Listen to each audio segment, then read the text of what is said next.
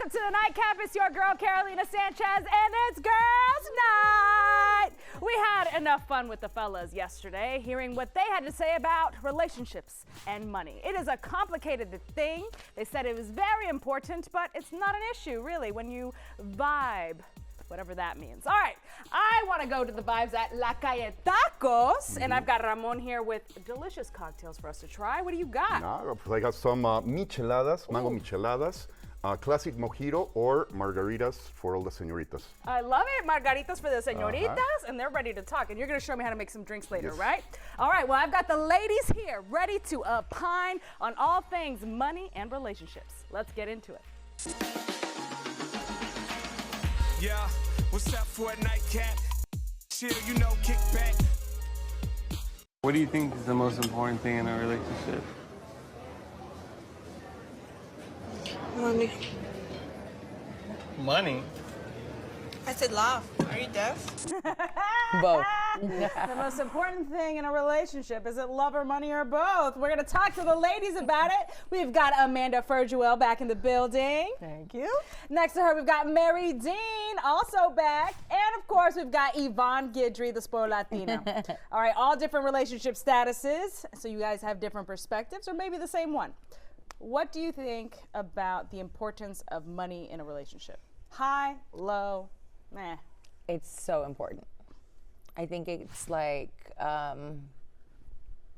less problematic when you actually have the funds to do things, and, you know, to pay your bills and To do live things life. like pay your bills. like pay your But I bills. think it's not that important. It's a bonus. It's like a plus. Like, yay, you have money. It makes it available to do things. But I don't think it's a make or break end scenario. I mean, yes, it is absolutely a positive, just like being pretty is a positive. Like, oh, he looks good. It's a positive. But it's not the only thing in the relationship. No. I think it's just like a sweet perk. Okay, on a level of 1 to 10. That's exactly where I was going. How high would you rank money? Like a 6.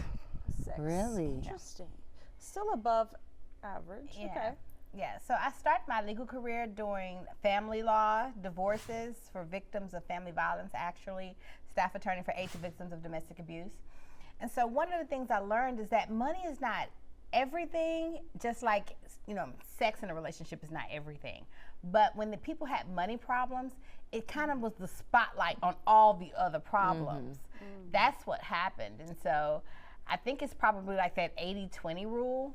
You know, like when they say if the sex is good, then it's 80% of the relationship. No. If the sex is good, it's 20% of the relationship. But if it's bad, it's 80% of the relationship. So if the money's good, it's only 20% of the relationship. Yes. If the Yeah. money's Terrible, then it's it's 80% of the It's relationship. True. That's yeah, interesting. But I feel like you Interesting. can choose whether or not it's the issue, because if you're wanting to do $500 dinners 5 times a week, then yeah, money's probably going to be an issue. But if you know how to budget as a couple within a relationship, then it shouldn't really be an issue, in theory. In theory. Like, if you're good about it, it shouldn't be an issue. Yes. But the problem is not everybody is good about it. Like, how early on in your relationships did you talk about money and the expectations around money? We've never spoke about money like ourselves. We just knew that we wanted to take care of it, nurture it, and continue to build on it. But you were never But like... but when there have been times of distress and money has been the issue, it does put a burden on the relationship, you know? So I do my part, he does his part, and we build on it together. Like, that's, I think for us, that's what's It's working for workable. y'all. Yeah, I love it. I will say that in one of my last relationships with my ex-fiance, I was the breadwinner. So it was only a problem when he thought it was a problem, because suddenly it was like, oh, she's making significantly more money than me, and now I feel like I'm not the man, and like what other, my job and my role is supposed to be the money, and I can't be that role. And I'm like, well, just be a different role. Like, you can. I am you're not- so excited you're bringing this up because there's a recent study that I brought up yesterday night to the men that men are really uncomfortable when their female partner makes more money than them. Really? And they were like, what's the problem? I can chill at home. I'm like, you are thinking from a very silly lens right now, because men do get insecure. They do. Facts. Absolutely. Yeah. they And do. you are a prime example. 100%. So was he just unsure of like what to do as far as providing for the relationship now, since you were able to provide the money. And he's like, how do I show up now? Or what was the actual point of tension? I think, well, when it was all, when hit in the fan, it really came down to saying, I didn't feel like I was needed. Like, what's my purpose? If I'm not going to be the provider, then what's my purpose in this relationship? I'm like, there are 1,000 million things you could be besides just the provider. Why don't you try working on being one of those things? But that's emasculating, because it's like, I sure, know. you I can't get be the husband, but you can be the wife. Yeah. No man I wants to don't be need, the wife. I don't need him to be the wife, but like, fix a shelf, you know? Fix the shit. Take my car if you wash it. I mean, like, do something. Well, it doesn't have to be necessarily do. traditionally But they feminine don't. things. They It don't doesn't want have to to. be traditionally feminine things. I'm not asking you to start lactating. I'm just saying, maybe do something else. Like, be emotionally supportive. yes. Be something That's else the to me. wife. No, not necessarily. Emotionally supportive, not No, you have to support my emotions, is what I'm For saying. sure. Like, that's the be- wife. No, that's. I Well, think when that has I to go brought both up ways. doing the chores, because we kept saying this emotional thing, but there was never anything after that. So then I was like, okay, let's talk about doing chores, cleaning. One of them got offended, and he was like, well, See? hold on. Yeah. He's like, if I have money, she's not going to be cooking and cleaning either, because I'm going to have a maid who provides that. Oh no. So then what do we do now? And I'm like, hold on. I was like, first of all, you're talking from a place of a lot of means, okay? Yeah. In my viewership, not everybody has a maid or a nanny, okay? And even Or when not they everybody do, wants they one. oversee the maid. My sister got a maid and $1 million company, but she also oversees the maid. Yeah. She's She the cleans CEO up of her before the own maid home. gets there. Yes. You know? That's Baby, I'm guilty of that. I'm all of guilty. us Yeah. are guilty of that. All right, well, we got a lot more to talk So about. much. Coming up next, so you stay right there. The Nightcap's coming right back.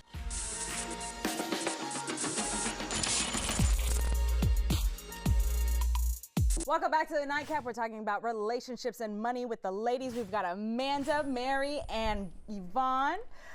All right, we are already off to a very drastic different start than what the men said Really? last night. What I would like to ask you is, what do you imagine is the ideal relationship as far as the money breakdown goes? Do you have an ideal? Like, should it be 50-50, or should it be separate accounts and maybe we pay the bills together? Like, what is the ideal situation?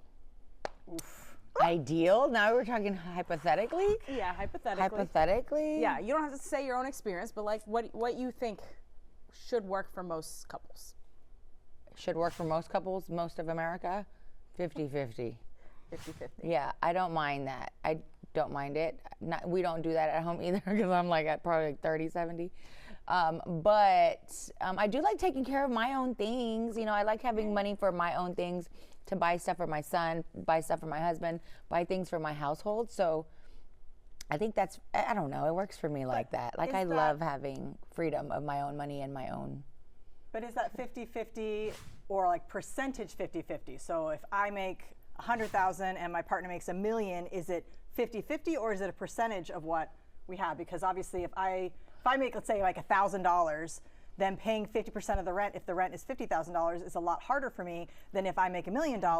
Yeah. So like, is it a proportionate percentage-wise? Like, honestly, for It's me, whatever you I can think afford, I think, if you're getting if that's- married, if you're actually in a marriage scenario, now it's different if you're dating, because I don't want to cross the streams and commingle if I'm dating somebody. But if you're in a committed married relationship, and granted, not married, obviously not married, so I can't really speak from an experience level, but I feel like it should be commingling. You're in this together.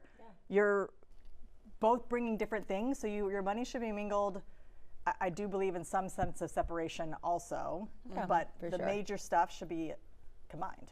Yeah. Mary? Yeah, I think I like the idea. I think I heard Steve Harvey say this, that you should have 4 accounts or whatever. But you know, you have your separate account, but then I think you should have a joint account so that we're building something together. But you know, I think that we should have our own accounts too. Yeah, babe, because you never know. Yeah. You never know what's gonna happen. Yeah. You got everything joint, and then you ain't got nothing for yourself. And then you find out they over here with skeezy ass Amy, and then you want to leave, and like, oh no, our money's tied Amy. together, and Not Amy. oh, it could get messy. It could get messy. All right, we're gonna go in a different direction, Okay. and talk about women who are kept by their men in a very interesting way called allowances. Okay, I already see these faces. I'm excited to hear what y'all have to say. I'm just gonna tease it and then we'll talk about it coming up next. Okay. There is a woman who says that her husband pays her a $206 woman tax monthly for all of her female needs, because females have more needs than men. $200 only? $206. You say only, okay? Just the immediate reaction. Because your nails and your feet is like already $160. So he gets her nails done every month. Yeah. What, But I what need does a he refill consider during the the month. needs of a woman, and how is that quantified by Yeah. $206? I mean, what's my need? Is he asking for like an itemization? What's that? To see how scenario? I spend his $200. Well, it sounds like, you know, when you think about spousal support or alimony, that's kind of what that is. It's a monthly allowance allowed to a woman, and it's not to support the children. It's not like child support. It's for the females to take care of her. Mary, when you're saying this, you sound like you're in support of this. Oh, I am. Yeah. Let me tell you, because, you know, the thing about it is I'm such a strong woman. And, you know, every day I got to go out and fight in America and prove my worth. So if you want me to step into my feminine energy, you need to show up protecting and providing. Yeah. Right? And if you're doing those things, then I'm happily baking and loving, and I can be nurturing, but I can't be nurturing if I'm in fight mode and I got to drop my nuts to go out and make it happen. All right, we gotta go get her nuts real fast. You stay right there. We'll be right back. Where they at? Where they at?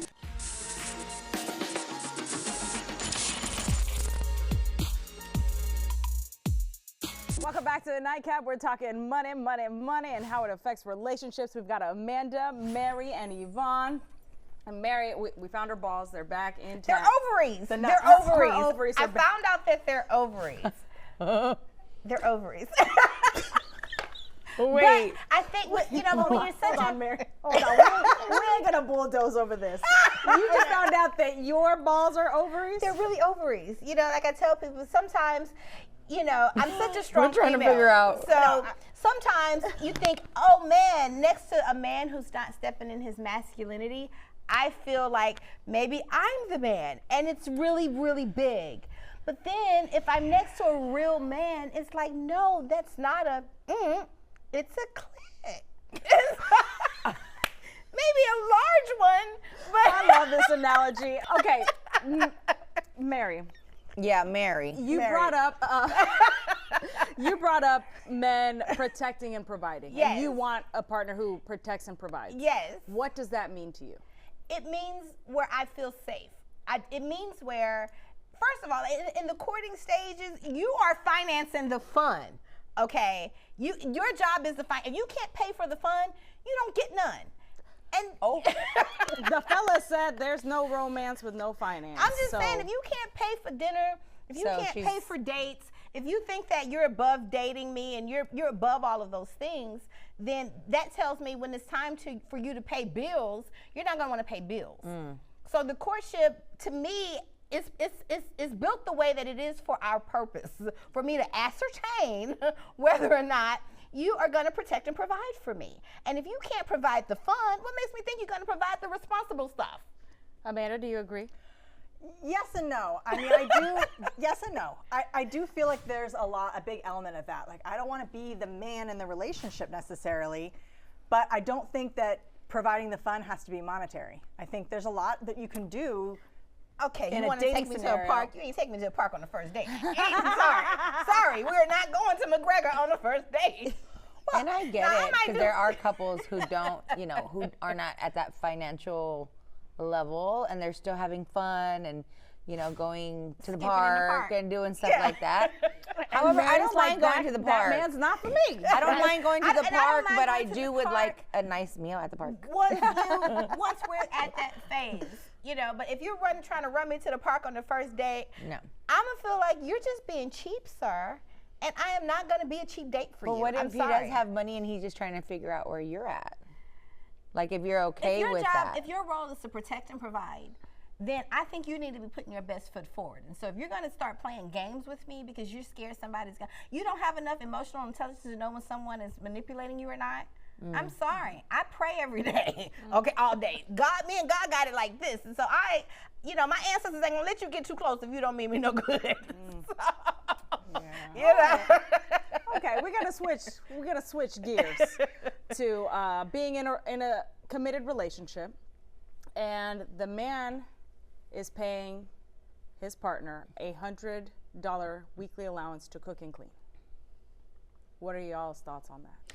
I will call Mary from the service, and she's gonna do that every week with that $100. Cook and clean. Yeah. You gladly accept. Yeah, I totally will accept that. Yes, who wouldn't? Would y'all accept $100? Well, first of all, that's not nearly my rate. So $100 just I'm so a you really can get your good house cook. clean. So I'm not. You what? I'm a really good cook, so you're gonna have to pay me more than $100. Plus, if you want me to clean, I'm also really good at cleaning. So it's like that OCD. Like, no, you have to pay me way more than that. Okay. And I think that that's a weird dynamic. That why not just? I think paying somebody just for existing is weird. say that. Same thing with my kid. Like, I don't pay my kid an allowance, which I know is a controversy for a lot of people, but I'd rather him work and have an actual job, and then I pay him like, distributions at the end of the year. Like, he gets paid like an employee, not like a. Well, I don't know, I don't like think that- allowances. Yeah, I don't as give a my woman, son. I I have don't to give my kill. son allowances. No I don't even get allowances. allowances from my husband, but I do get money. But from you him. would like it? Yeah. You would like it? Yeah, I love The gi- fellas I mean, were I like, love like gifts. absolutely Here you go. not. Like, in what world? Like, she just has access to the bank card. Like, I love her. I like her. Like, I'm just gonna. Well, that's what I was gonna say. I don't want to feel transactional. I Yeah, am not a for lady sure. of the night, and so you do not have to pay me per transaction. If I am your wife, then yes, I have an account, you have an account, we have a joint account that I can spend money from freely. But I don't want to feel like I'm transactional now. My love is not for sale, and I 100%. don't want to feel like I like I'm transactions transactional. sometimes. Let me do a little twist to this. So you're both hardworking. You both have jobs. He comes home, sits his ass on the couch. You come home, you cook and clean. Do you not think you deserve that extra $100 a week to do those things?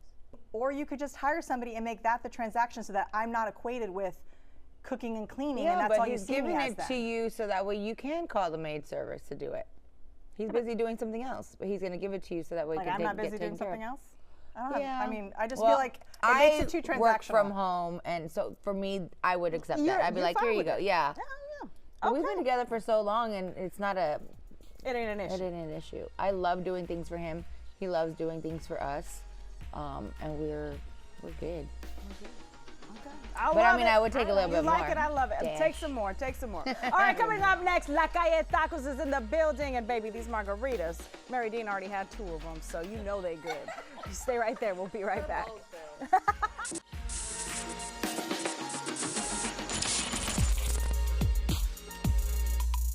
Welcome back to the Nightcap. I'm behind the bar because I have Ramon Soriano here. He's the owner of La Calle Tacos and La Diabla Retro Bar. And you're here to do what? Back glass up. Yes, yes, yes. Okay, we loved your margaritas. Thank you. I said Mary Dean. She had 2 already. I'm trying to catch up. But you have more. Yeah, let's do a mojito. Let's do Yeah, it, those okay. are fun. Those are really good. Nice and Yes. simple. All right, before we get to drinking, though, let's talk about La Calle Tacos. Yeah. What's the vibe there? What Well, do you it's offer? it's Mexico City street food, authentic. So you won't find anything on the menu that you wouldn't find on a taco stand in Mexico City. And it's Nice. very cool. And it's we don't have freezers, microwaves, or can openers, so everything's perfectly made from scratch. Damn! Yeah. That's the way to say it. There you go. It's fresh. It's real. We ain't using just random, little cans. You ain't gonna see them rolling around in Exactly. the store. Okay, awesome. Where are you guys located? We have 3 locations, one in downtown, one in Midtown on Bagley Park, and another one in Garden Oaks. Ooh, okay. And you can get your tacos, your food, and delicious drinks. Yep. Okay, let me see. I haven't made a cocktail this year, so Let's let me do it. So I already put a couple of limes over there. Let's put a little bit more lime juice. Okay, thank you. And then let's add a couple of spoons of sugar. Just do regular sugar. Never do like syrup and all of that. Never do that. Do the real thing. Do the real Right? thing. Put a Okay, is little that bit more. enough? A little Put more. a little Okay. more. And then put some mint. Okay, how much? About 6-7 leaves, more or less. Yeah, that's good. That's perfect. And now is when you muddle it. muddle it Go up. and make sure that you release all of that All the juice, all the essence. nice things from the mint. And now the fun stuff, All right. obviously. Let's put just 1 count of, it's the same amount of lime that you put. That's, Okay, that's the listo. key. The same amount of rum than lime.